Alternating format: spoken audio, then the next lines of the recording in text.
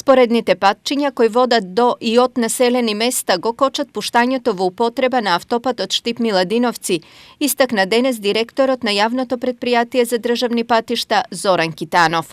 На 19 декември ние добивме официјално писмо од кинеската градежна компанија Синохидро дека автопатот Миладиновци Штип е по проект градежно завршен и побара да го пуштиме во употреба.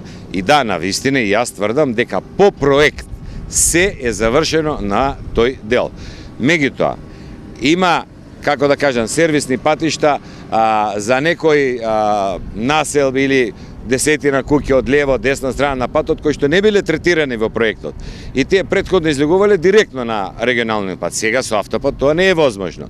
И по увидот ние видовме дека треба да се довршат тие сервисни патишта, бидејќи и тие луѓе некој треба да комуницираат со Свети Николе или останатите населени места и затоа донесовме одлука заради безбедност да се довршат тие сервисни патишта кои, повторувам, не се дел од главниот проект, туку се надвор од автопатот.